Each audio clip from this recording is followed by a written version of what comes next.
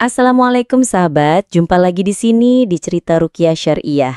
Sebelum kita dengarkan cerita, ada baiknya subscribe, like, share, dan komen dulu agar saya tambah bersemangat berceritanya. Tahun 2001.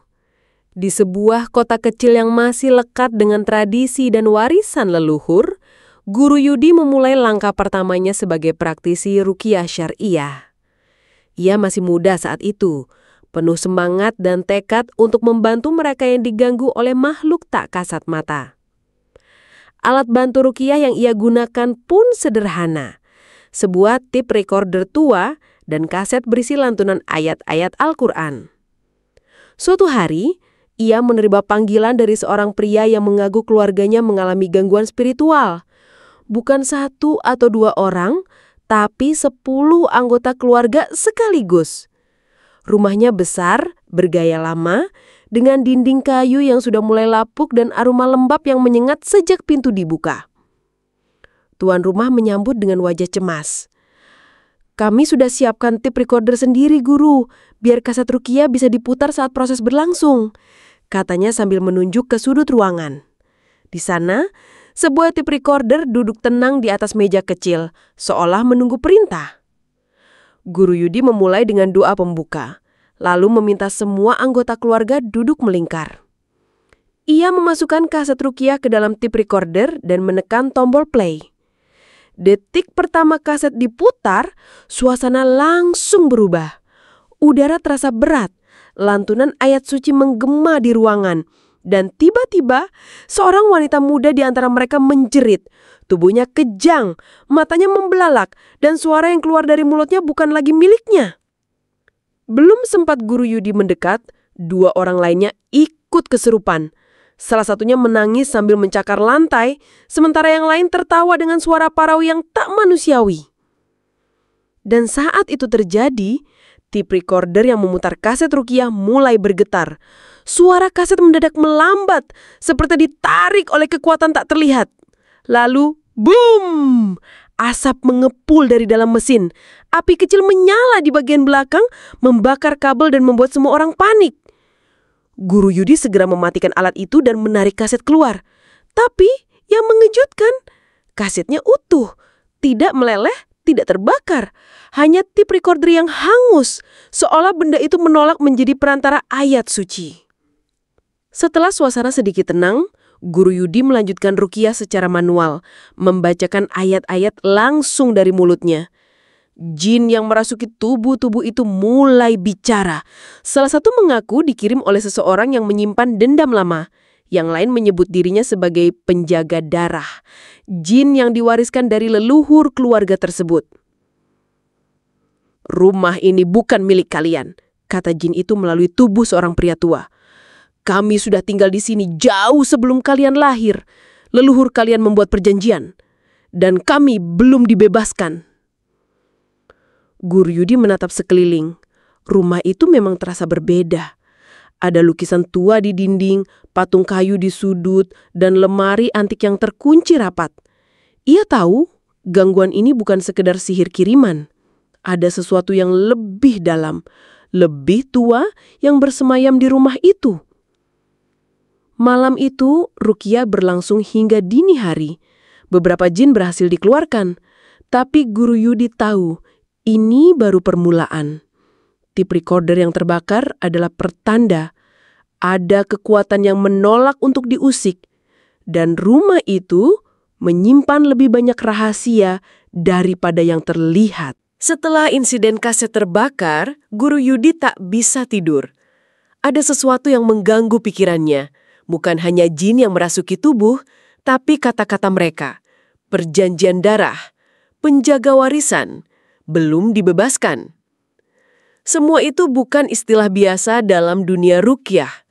Ini bukan sihir kiriman, ini sihir yang mengakar dalam garis keturunan.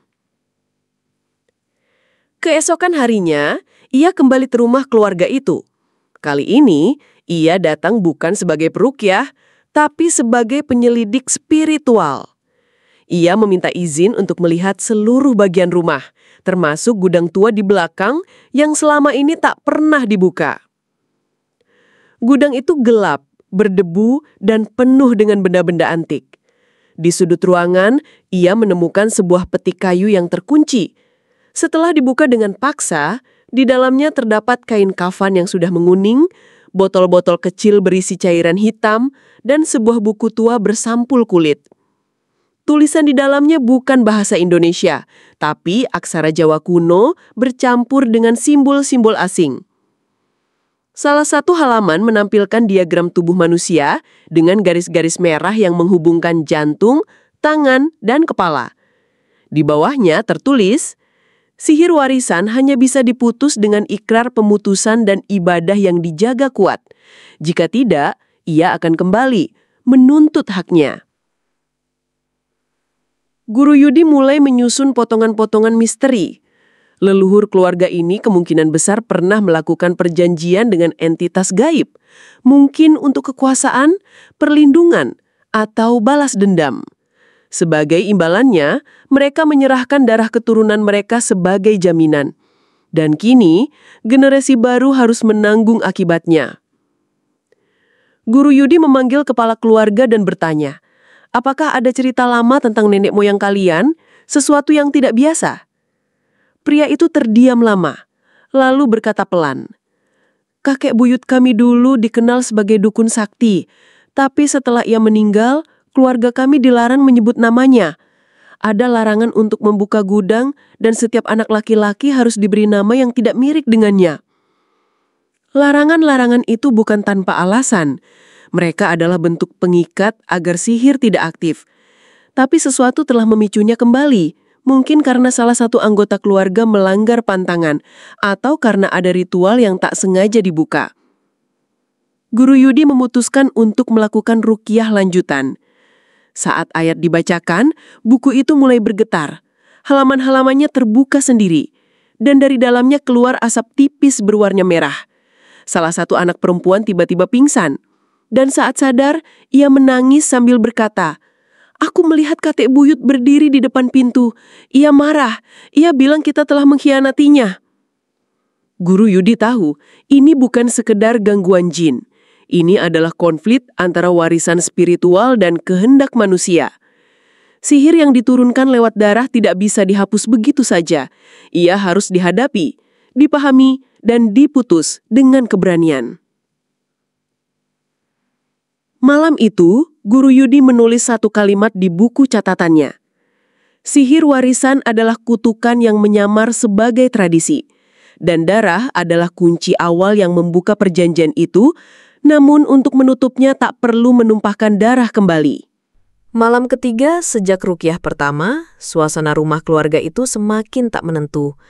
Anak-anak mulai mengigau, pintu-pintu terbuka sendiri, dan suara langkah kaki terdengar di lorong meski tak ada siapapun. Tapi gangguan paling mengerikan terjadi di kamar tengah, tempat seorang anak laki-laki bernama Raffi tidur. Raffi baru berusia 9 tahun. Ia pendiam, cenderung murung sejak ruqyah dilakukan. Ibunya mengira itu efek trauma. Tapi malam itu, ia berteriak histeris, membuat seluruh rumah terbangun. Guru Yudi datang tergesa-gesa. Raffi duduk di pojok kamar, tubuhnya gemetar, matanya menatap ke atas. Dia tersenyum di plafon, bisiknya.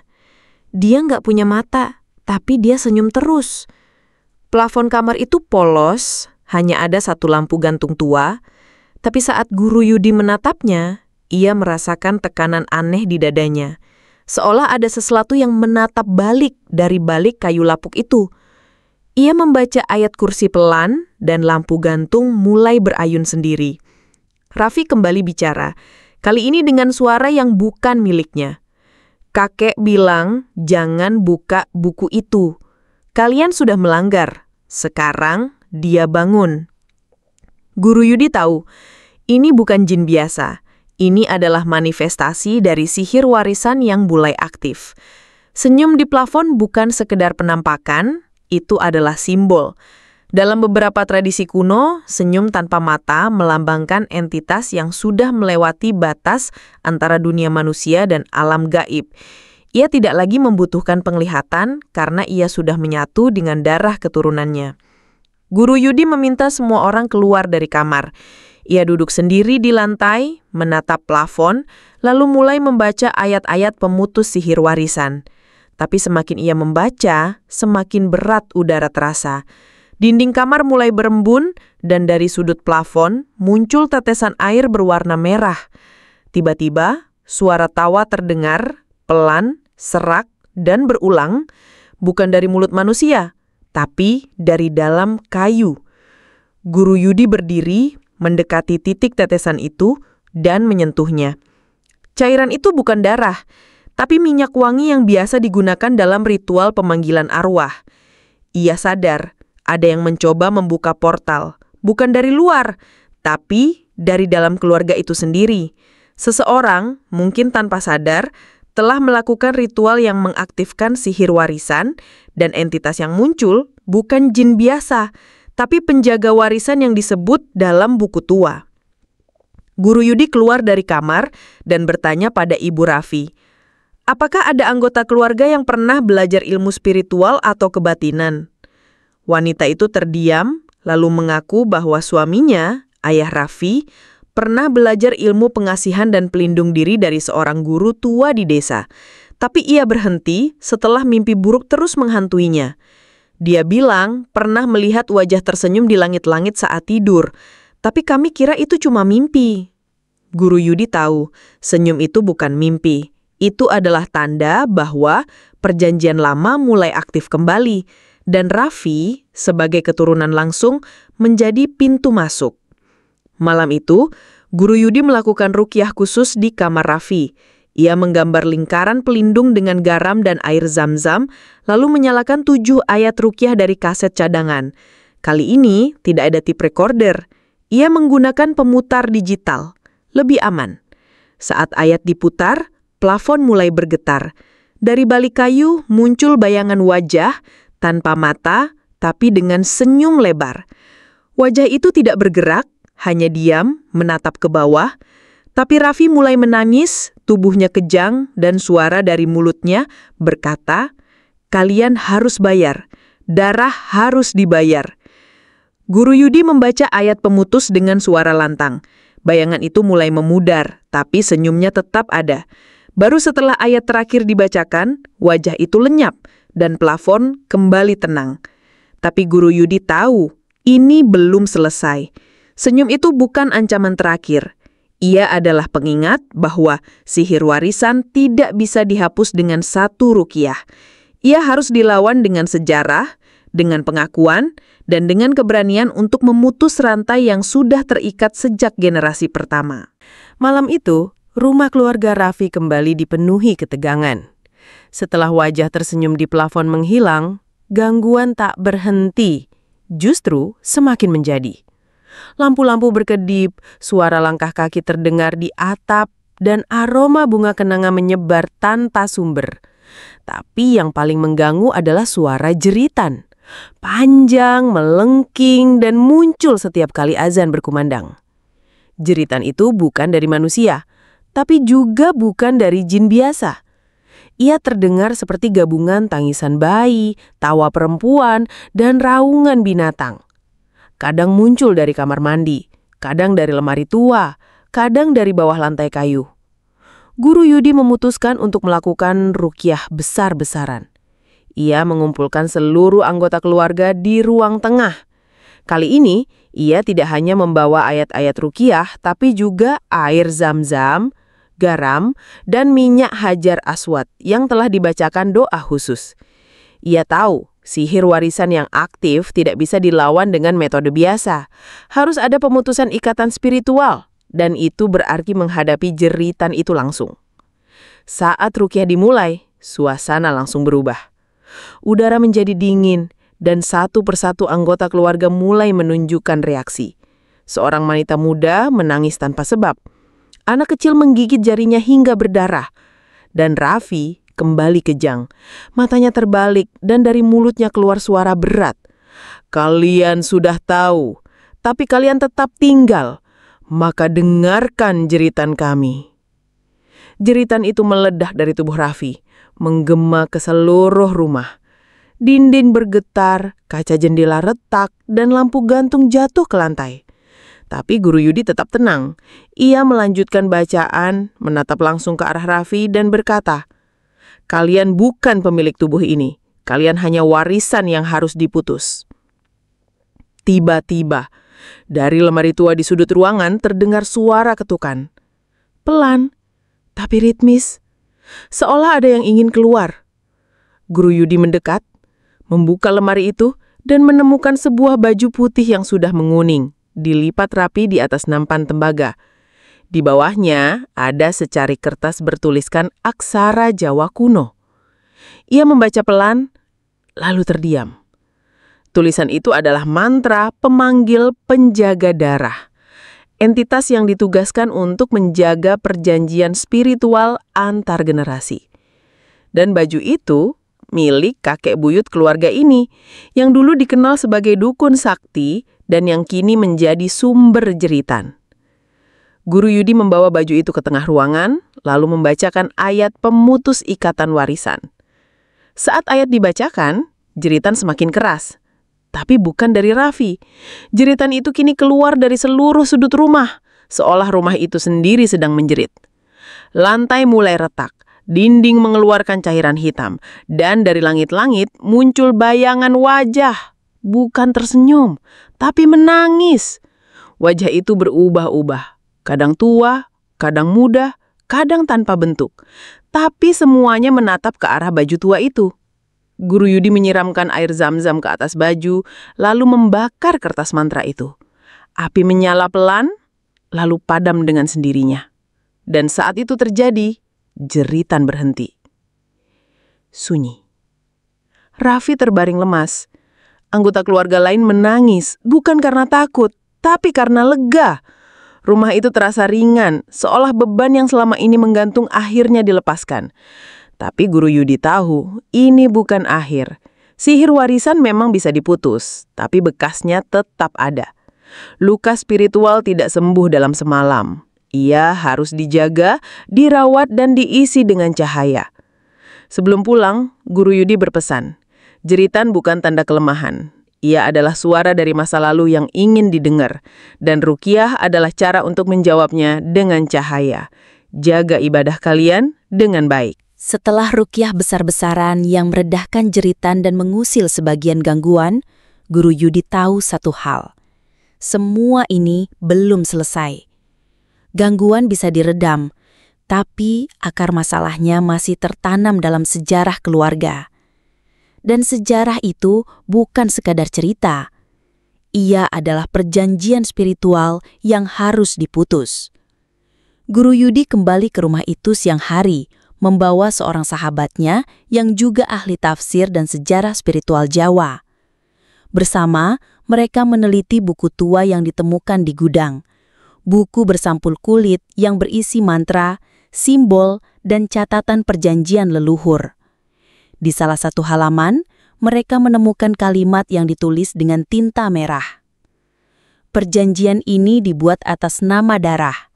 Selama keturunan masih hidup, penjaga akan tetap menuntut haknya. Pemutusan hanya bisa dilakukan dengan pengakuan, pengorbanan, dan pemurnian. 3 kata itu, pengakuan, pengorbanan, pemurnian, menjadi kunci. Guru Yudi mulai menyusun rencana spiritual untuk memutus perjanjian. Tapi sebelum itu, ia harus tahu siapa yang membuat perjanjian ini dan untuk apa. Ia memanggil kepala keluarga dan bertanya lebih dalam tentang kakek buyut mereka. Setelah didesak, pria itu mengaku bahwa leluhurnya dulu membuat perjanjian dengan makhluk goib bernama Nyai Rengganis, entitas penjaga tanah dan darah. Tujuannya melindungi keturunan dari kemiskinan dan penyakit. Tapi syaratnya berat. Setiap generasi harus melakukan ritual pemanggilan dan memberikan tumbal darah dari anggota keluarga. Generasi terakhir tidak melanjutkan ritual itu. Mereka mengira semuanya sudah berakhir. Tapi ternyata perjanjian itu tidak pernah dibatalkan. Ia hanya tertidur menunggu untuk dibangunkan. Dan saat buku tua itu dibuka, saat ruqyah pertama dilakukan, Saat darah diteteskan ke halaman, perjanjian itu aktif kembali. Guru Yudi tahu, satu-satunya cara untuk memutus perjanjian adalah dengan melakukan ritual pemutusan. Tapi bukan ritual goib, melainkan ritual spiritual yang bersih, berdasarkan ayat suci dan niat tulus untuk membebaskan diri dari ikatan leluhur. Malam itu, ia mengumpulkan keluarga di halaman belakang. Ia menggambar lingkaran pelindung dengan garam, menyalakan 7 lilin, dan meletakkan buku tua di tengah. Di sekelilingnya, ia menaruh benda-benda warisan, baju kakek buyut, botol minyak ritual, dan secarik kain kafan. Ia meminta kepala keluarga untuk berdiri di tengah lingkaran dan membaca pengakuan bahwa mereka tidak lagi ingin terikat pada perjanjian leluhur, bahwa mereka memilih hidayah Allah, bukan warisan gelap. Suara pria itu gemetar, tapi tegas. Dan saat kalimat terakhir diucapkan, angin berhembus kencang, lilin padam satu persatu, dan dari dalam rumah terdengar suara tangisan. Guru Yudi melanjutkan dengan doa pemurnian. Ia menyiram air zam-zam ke atas buku, lalu membakarnya perlahan. Api menyala biru, lalu berubah menjadi merah, sebelum padam dengan sendirinya. Asapnya membentuk bayangan wajah perempuan. Cantik, tapi matanya kosong. Wajah itu menatap keluarga, lalu menghilang ke langit. Semua terdiam. Tapi suasana terasa berbeda. Rumah itu tidak lagi berat. Udara terasa ringan. Dan untuk pertama kalinya tidak ada suara langkah.